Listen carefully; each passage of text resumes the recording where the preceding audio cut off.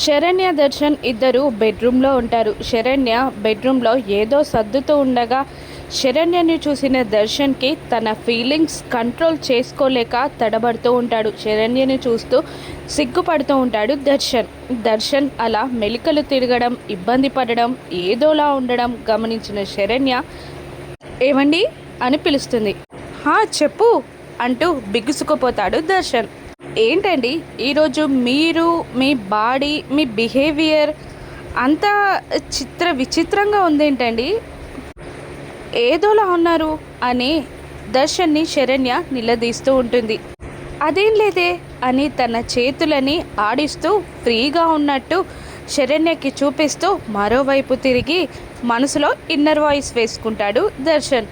వామ్మో, పెళ్ళాం పక్కనే ఉన్నా కూడా నా ఫీలింగ్స్ బయటికి చెప్పలేకపోతున్నా కదా అని ఇన్నర్ వాయిస్లో మాట్లాడుకుంటూ ఉంటాడు దర్శన్. ఇంతలో శరణ్య ఏమండి అని మళ్ళీ పిలుస్తుంది. చెప్పు శరణ్య అంటాడు దర్శన్. మొన్న మనిద్దరం బయటికి వెళ్ళినప్పుడు నాకేదో చెప్పాలన్నారు మీరు, కానీ ఆ విషయం మధ్యలోనే ఆగిపోయింది కదండి, అదేంటో చెప్పండి అని మళ్ళీ అడుగుతూ ఉంటుంది శరణ్య. అప్పుడు దర్శన్ మళ్ళీ మరోవైపు తిరిగి అమ్మయ్య, ఏదో రకంగా నా మనసులో ఉన్న కంటెంట్ని ఇప్పుడు చెప్పేయచ్చు అని దర్శన్ అనుకుంటూ ఉంటారు ఇన్నర్ వాయిస్లో. శరణ్య ఏంటండి ప్రతిసారి ఇన్నర్ వాయిసేనా అని కసురుతుంది. దాంతో దర్శన్ శరణ్య వైపు తిరిగి శరణ్య అని ప్రేమగా పిలుస్తాడు. అంటుంది శరణ్య.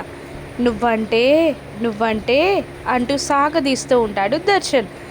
చెప్పండి నేనంటే అని అంటూ ఉంటుంది శరణ్య. అది నువ్వంటే అని దర్శన్ మళ్ళీ అంటూ ఉండగా కింద ఆనంద భైరవి అమ్మా శరణ్య అని గట్టిగా కేకవేస్తుంది. అమ్మా శరణ్య అని మళ్ళీ 2-3 సార్లు ఆనంద భైరవి పిలవగానే ఇద్దరు కిందికి చూస్తారు.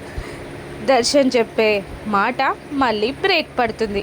ఇప్పుడు ఆనంద భైరవిని దర్శన్ మనసులో తిట్టుకుంటాడా? అసలు దర్శన్ తన మనసులో ఉన్న ప్రేమని శరణ్యకి ఎప్పుడు తెలియజేస్తాడో, ఆ స్వీట్ మూమెంట్ ఎప్పుడో రాను ఎపిసోడ్స్లో చూద్దాం. Thank you for watching.